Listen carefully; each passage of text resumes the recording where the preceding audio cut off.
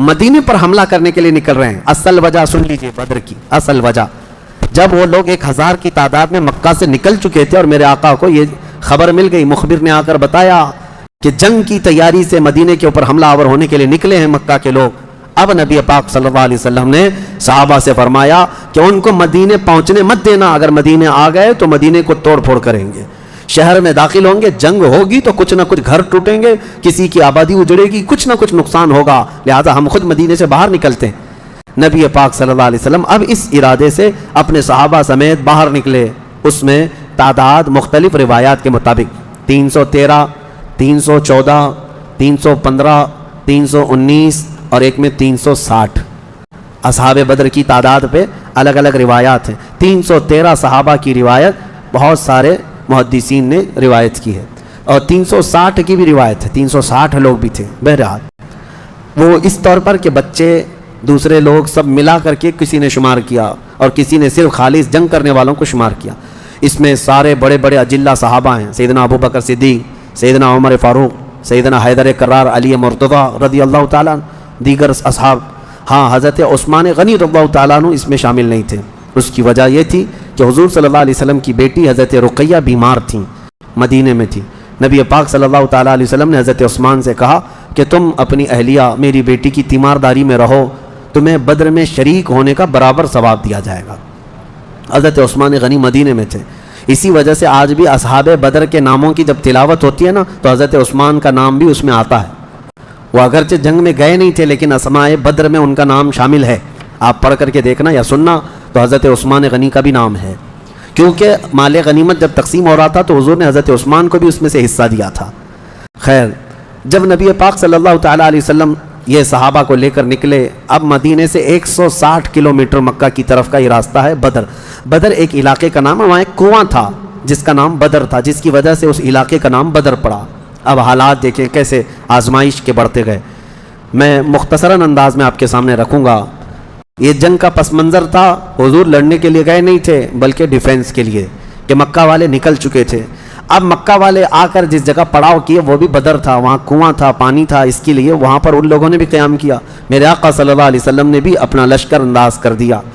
صحابہ وہاں پر اتر پڑے, سب کے خیمے لگ گئے اور کنویں کے پانی پر بھی قبضہ ہوا. اس کے بعد دیکھا صحابہ کے دل گھبرائے ہوئے تھے, کیونکہ حضور صلی اللہ علیہ وسلم اور صحابہ کو جو زمین ملی تھی وہ ریتیلی زمین تھی, بالو کی زمین, پاؤں دھس جایا کرتے تھے. اور کفار مکہ جہاں پر اترے تھے وہ تو سخت سپاٹ فلیٹ زمین تھی, مٹی کی زمین تھی, اور اس میں گھوڑے اچھی طرح دوڑتے تھے. یہ ریتیلی زمین پر گھوڑوں کے پیر بھی گھس جاتے اور انسانوں کے بھی. اچھا, یہ بات بھی میں بتا دوں, کل تعداد صحابہ اکرام رضوان اللہ تعالیٰ علیہ مجمعین کے ساتھ 313 صحابہ میں صرف 4 گھوڑے تھے. 4 گھوڑے, یہ 4 گھوڑوں پر بیٹھ کر کے گئے ہیں. کون سوار ہوا ہوگا, کون پیدل چلا ہوگا؟ اور اونٹوں کی کچھ تعداد, اس کے علاوہ تلوار سب کے پاس نہیں, اور جس کے پاس ہے ان کی سبزیاں بھی کٹتی نہیں. ان حالات میں تو وہ گئے تھے. نبی پاک صلی اللہ تعالیٰ علیہ وسلم کے ساتھ جب گئے, اب وہاں پر صحابہ اکرام کے دلوں کے اندر تھوڑی گھبراہٹ آنے لگی کہ ہم زمین اس طرح کی ہے, اور تعداد جب ان کی دیکھتے ہتھیار سے لیس, تو یہ عرض کرتے کہ کیا ہوگا. پہلی جنگ ہو رہی تھی نا, آمنا سامنا پہلی مرتبہ ہو رہا تھا. اب نبی پاک صلی اللہ تعالیٰ علیہ وسلم سب صحابہ کو لے کر رات کو بیٹھتے ہیں. اب اس میں جو نبی پاک صلی اللہ تعالیٰ علیہ وسلم کے سامنے صحابہ اکرام سے مشورہ ہو رہا تھا, اب وہ ایمان کی بات ہے. حضور نے صحابہ کی بات یہ سنی کہ جو مہاجرین تھے وہ یہ کہہ رہے تھے کہ انصار کا تو کچھ گیا نہیں, ہمارا گیا ہے. مکہ میں ہمارے مال لوٹے, ہماری جائیدادیں لوٹیں, انصار مدینے میں رہتے ہیں, مکہ کے کفار نے ان کا تو کچھ بگاڑا نہیں. ہو سکتا ہے کہ انصار جو ہے جنگ میں انٹرسٹ نہ لیں, ان کا کیا گیا ہے, یہ مہاجرین کی جنگ ہے. انصار جو ہے ہو سکتا ہے انٹرسٹ نہ لیں, وہ نہ آئیں, یہ ان کے دلوں میں بات تھی. حضور پاک صلی اللہ علیہ وسلم نے محسوس کر لیا, کیونکہ 69 انصار صحابہ اس کے اندر تھے. 69 بڑی تعداد ہوتی, 70 صحابہ تقریباً انصار تھے. اب دلوں میں جب یہ بات آئی مہاجرین کے کہ پتہ نہیں ہے لڑیں گے کہ نہیں لڑیں گے, کیونکہ ان کا تو کچھ گیا نہیں ہے نا. جیسے آج لوگ کہتے ہیں میرا تھوڑی نا اس سے کوئی مسئلہ ہے.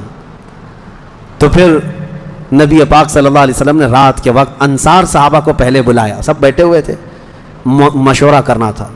سید الانصار حضرت سعد ابن معاذ رضی اللہ تعالیٰ انصار کے سردار تھے.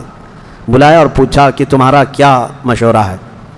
آپ کا کیا مشورہ ہے جنگ کے سلسلے میں؟ سنو، حضور پاک صلی اللہ تعالیٰ علیہ وسلم کی بارگاہ میں حضرت سعد بن معاذ سب سے پہلا جواب کیا دیتے ہیں؟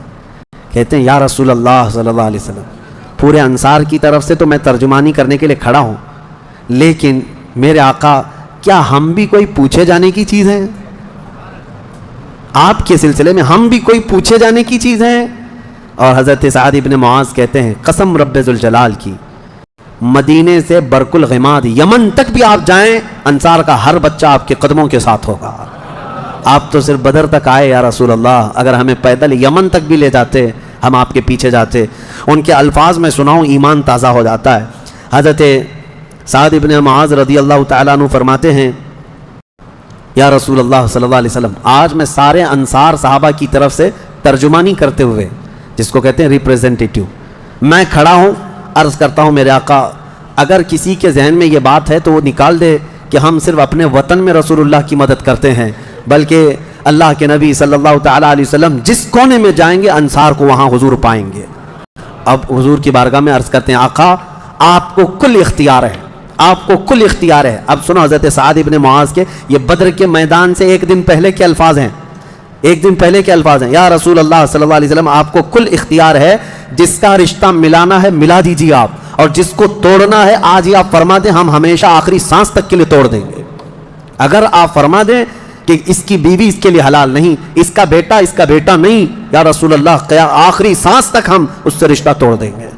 یہ بدر میں جانے سے پہلے حضرت سعد بن معاذ کہتے ہیں جس کا رشتہ آپ ملانا چاہیں میرے آقا ملا دیں، اور جس کا ختم کرنا چاہتے ہیں توڑ دیں، اور جس کو موجودہ حالات میں رکھنا چاہتے ہیں میرے آقا پسند فرما لیں، اور ہمارے مال آپ کے لیے حاضر ہیں یا رسول اللہ، اور ہمارے جس قدر منشا ہو قبول فرمائیں۔ ہاں حضرت سعد بن معاذ کہتے ہیں ہمارے پاس جو کچھ بھی ہے یا رسول اللہ یہ ہمارا مال حاضر ہے۔ اب یہ دیکھو ادب کے الفاظ، حاضر ہے یا رسول اللہ، جتنا آپ کو چاہیے ہمارا پورا مال قبول کر لیں اور جتنا چاہے چھوڑ دیں، اور قسم رب ذوالجلال کی جو آپ نے چھوڑ دیا وہ دنیا کی سب سے بری چیز ہے ہمارے لیے، جو آپ نے قبول کیا وہ ہمارے لیے سب سے عمدہ چیز ہے۔ یہ بدر کے میدان میں حضرت سعد بن معاذ رضی اللہ تعالیٰ عنہ کی تقریر چل رہی ہے، اور اس کے بعد حضور پاک صلی اللہ تعالیٰ علیہ وسلم کی بارگاہ میں یہ کہتے ہیں یا رسول اللہ قسم اس رب ذوالجلال کی جس نے آپ کو سچی نبوت کے ساتھ بھیجا، اللہ کی قسم اگر آپ ہمیں حکم دیں سمندر کو چیر کر نکل جانا ہے، رب ذوالجلال کی قسم یا رسول اللہ انصار کا ہر بچہ سمندر میں کود پڑے گا۔ یہ بدر سے پہلے کی تقریر۔ اب ان کی تقریر سن کر حضور بڑے خوش ہوئے، میرے آقا صلی اللہ تعالیٰ علیہ وسلم نہایت ہی خوشی کا اظہار فرماتے ہیں، اور اس کے بعد پھر حضرت مقداد بن اسود ایک صحابی ہیں کھڑے ہوتے ہیں، پوچھا یا رسول اللہ صلی اللہ علیہ وسلم آپ صحابہ سے مشورہ لے رہے ہیں کس بات کا؟ کہا جنگ ہونا چاہیے نہیں ہونا چاہیے؟ حضرت مقداد بن اسود کہتے ہیں یا رسول اللہ ہم بنی اسرائیل نہیں ہیں جنہوں نے موسیٰ علیہ السلام سے کہا تھا اے موسیٰ آپ اور آپ کا خدا جائیے قوم جبارین سے لڑیے، ہم یہاں بیٹھ کے دیکھیں گے۔ نہیں یا رسول اللہ ہم امت محمدیہ ہیں، جہاں میرے آقا کا پسینہ گرے گا ہم سب کا خون کا قطرہ وہاں گرے گا، جب تک ہمارے جسم میں آخری قطرہ بھی خون کا باقی ہے ہم میں سے کوئی پلٹنے کا تصور بھی نہیں کرتا۔ یہ رسول پاک صلی اللہ علیہ وسلم کے چہیتے صحابہ کی تقریریں تھیں، سب کے جذبے جوان تھے، کوئی لوٹنا نہیں چاہتا، کوئی پلٹنا نہیں چاہتا۔ اب صحابہ کو باہر کر کے حضور خیمے میں چلے گئے۔ اب سنو حضور پاک صلی اللہ تعالیٰ علیہ وسلم جیسے ہی خیمے میں گئے، جہاں آج مسجد عریش بنی ہے اس کو عریش کہا جاتا حضور کے خیمے کو، حضور سجدے میں گر گئے۔ سجدے میں گرنے کے بعد نبی پاک صلی اللہ تعالیٰ علیہ وسلم اتنا گریہ وزاری کر رہے تھے، اتنا رو رہے تھے سجدے میں حضور پاک صلی اللہ علیہ وسلم، اور جو صحابی ان کی خدمت میں کھڑے تھے وہ کہتے ہیں نبی پاک صلی اللہ تعالیٰ علیہ وسلم کی الفاظ میں سن رہا تھا ابتحالات کو، عرض یوں کر رہے تھے اے اللہ ایک چھوٹی سی فوج، ایک چھوٹی سی جماعت تیرے دین کی نصرت کے لیے میدان میں اتری ہے، اے اللہ اگر اس جماعت کی تو کل مدد نہ کرے گا تو قیامت تک اس روئے زمین پر کوئی سجدہ کرنے والا نہیں آئے گا، اے اللہ قیامت تک کوئی تیری عبادت نہیں کر سکے گا۔ یہ محبوبانہ انداز ہے میرے آقا کا، یہ کوئی دھمکی نہیں ہے اللہ کو، رب تعالیٰ کی بارگاہ میں گڑ گڑانا کہ مولا اگر ان کی مدد نہیں کرے گا تو پھر کون تیری عبادت کرے گا۔ اور اس کے بعد اچانک حضور صلی اللہ علیہ وسلم اٹھے سجدے سے، پیشانی چمک رہی تھی اور حضور مسکرا رہے تھے۔ دو صحابہ کھڑے تھے، کہا یا رسول اللہ صلی اللہ علیہ وسلم آپ اتنی گریہ وزاری کرتے کرتے بھی مسکرانے لگے۔ کہا میرے رب نے میری ڈھارس بندھا دی، मुबारक हो, बशारत हो, मैंने अभी अभी जिब्राइल को जंगी लिबास पहनकर उतरते देखा है। जिब्राइल अमीन आ गए हैं। वो सहाबा दौड़े दौड़े गए, बाहर जाकर कहे मुबारक हो, अल्लाह के नबी को मदद आ गई है। अभी रात का हिस्सा गुजरा नहीं था कि बारिश बरसने लग गई।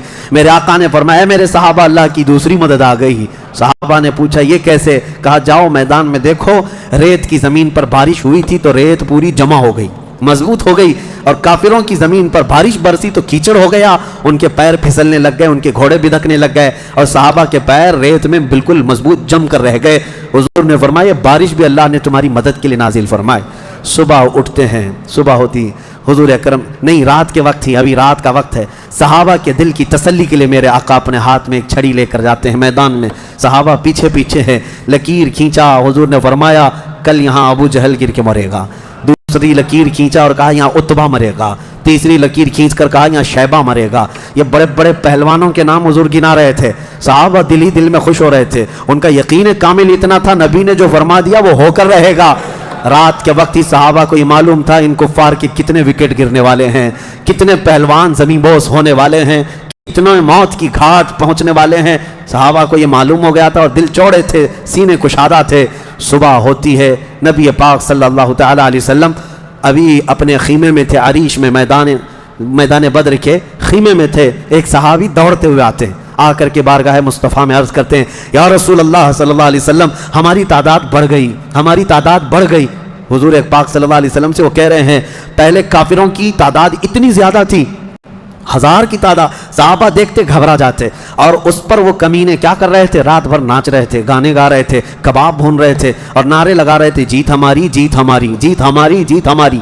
उनके अल्फाज थे, अशार गुनगुना रहे थे, और रात भर खाना पीना, रक्स, सुरूर, ढोल बाजे सब चलता रहा, और इधर सहाबा इबादत में मसरूफ़ हैं, अल्लाह की बारगाह में गिड़गिड़ा रहे हैं। और सुबह जब हुई तो एक सहाबी दौड़ते हुए आए, कहा मेरे आका हमारी तादाद बढ़ गई है, 313 निकले थे लेकिन मैदान में अब बहुत ज़्यादा हो गए हैं हम लोग। हुजूर पाक सल्लल्लाहु अलैहि वसल्लम ने फरमाया मेरे चहेते जाओ, वो हमारी तादाद नहीं, अल्लाह के मलाइका आ चुके, अल्लाह के फरिश्ते आ चुके तुम्हारे इस फौज के अंदर। सहाबा कहते हैं जब मैदान में हम उतरे, अब ये 17 रमज़ानुल मुबारक जुम्मा का दिन था, यौमुल बद्र, यौमुल फुरक़ान जिसको कहते हैं। मेरे अजीज़ो, इस्लाम की अजीम तारीख़ पिनहा है, इसमें अजीम तारीख़ पिनहा है। नबी पाक सल्लल्लाहु तआला अलैहि वसल्लम की तरफ से मैदान बद्र में सबसे पहले उतरने वाले कौन लोग थे? कौन लोग थे? सबसे पहले नबी पाक सल्लल्लाहु तआला अलैहि वसल्लम की तरफ से हज़रत अमीर हमज़ा रज़ियल्लाहु तआला, दूसरे हज़रत अबू उबैदा बिन जर्राह, तीसरे हैदर कर्रार शेर खुदा अली मुर्तज़ा रज़ियल्लाहु तआला अन्हु। ये तीनों हजरात उतरे, और इनके मुकाबिल में जो कुफ़ार आए थे वो अपने अपने वक्त के बड़े बड़े पहलवान थे। बड़े बड़े पहलवानों को उन्होंने उतारा था मैदान बद्र में, और जब मुकाबला हुआ तो सबसे पहला वार हज़रत अमीर हमज़ा का सामने वाले पर पड़ा, वो गाजर की तरह कटकर गिर गया एक ही वार में। हज़रत अबू उबैदा बिन जर्राह ज़ख्मी हुए, सामने वाले से थोड़े ज़ख्मी हुए, फिर हज़रत हमज़ा ने वो भी महाज संभाला और उनके मुकाबिल को भी मार कर गिराया। इधर हज़रत अली करमल्लाहु वजहुल करीम की उम्र कम थी, उस वक्त उनकी उम्र ज़्यादा नहीं थी, 22 साल की उम्र या 25 साल के उस वक्त की उम्र थी हज़रत अली करमल्लाहु वजहुल करीम की। उस वक्त हज़रत अली जब आए बिल्कुल जवानी, यानी 20-22 साल की उम्र, मौला अली करमल्लाहु वजहुल करीम ने उससे जब मुकाबला किया तो जुल्फ़िकार हैदरी ने ऐसा ज़र्ब लगाया कि उसकी लोहे की टोपी काटते हुए 2 टुकड़े हो गए। पहली मर्तबा बद्र के मैदान में आवाज़ आई थी सारे सहाबा की अल्लाहु अकबर, ये नारे तकबीर था जो सबसे पहले बुलंद हुआ। फरमाते हैं इस आवाज़ की हैबत ऐसी थी कि कुफ्फार के खीमे हिल गए और उनकी सफ़ों में हलचल मच गई, दहशत तारी हो गई। सहाबा के इसी नारे को देखकर अल्लामा इकबाल ने शेर कहा था, ये निकले थे मुड़ी हुई तलवारें लेकर, कटी हुई और जंग आलू तलवारें लेकर जिनसे सब्जी नहीं कटती थी, लेकिन जब नारा लगाए थे अल्लाह की मदद ऐसी आई थी कि ये सब ज़मींबोस हो गए दुश्मन। इकबाल ने कहा था कुफ्र दम तोड़ देगा टूटी हुई शमशीर के साथ, कुफ्र दम तोड़ देगा टूटी हुई शमशीर के साथ, घर तुम निकला जाओ एक बार नारे तकबीर के साथ। ये उन्हीं सहाबा का नारा था जब उन्होंने पहली मर्तबा बुलंद किया। ये लड़ाई चलती रही शाम तक, शाम होने ना पाई, दोपहर तक इस लड़ाई को पहले एक के बाद दीगरे, उसके बाद फिर घमासान की लड़ाई हुई। लेकिन कुफार मक्का में से कुछ लोग कहते हैं हम तो बड़े हौसलों से आए थे लड़ने के लिए, बड़े हौसलों से आए थे, जिनको ये मदीने में मक्का में पकड़ के मारते थे वो आज इनके मुकाबिल में थे। کوئی کسی کا غلام تھا، کوئی کسی کا رشتہ دار بھی تھا، لیکن مقابلے میں جب آئے وہ کفار مکہ کہتے ہیں ہم تو بڑے ہمت کے ساتھ لڑنے کے لیے آئے تھے، لیکن جب ہم لڑنے جا رہے تھے تو ہمارے مقابلے میں اجنبی لوگ آ رہے تھے، اجنبی لوگ آ رہے تھے، اور ان کی ہیبت ایسی طاری ہوتی کہ ہم نے ان کو نہ مکے میں کبھی دیکھا تھا نہ مدینے میں کبھی دیکھا تھا۔ یہ وہ بدری ملائکہ تھے جو جبرائیل امین کی سپہ سالاری میں آئے تھے۔ اب یہاں ایک بات میں بتانا چاہتا ہوں، ایک فرشتہ اتر جائے کافی ہے۔ آپ کو پتا ہے قوم شعیب جب نافرمانی کر رہی تھی تو اللہ تعالیٰ نے عذاب کیا بھیجا تھا؟